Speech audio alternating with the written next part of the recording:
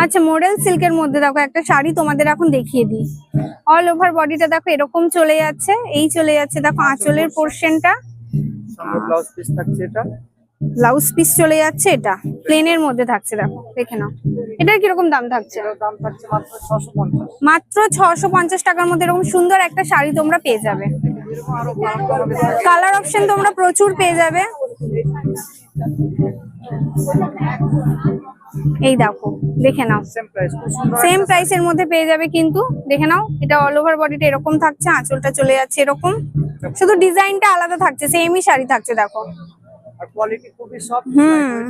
হাতে পেলেই বুঝতে পারবে কোয়ালিটি।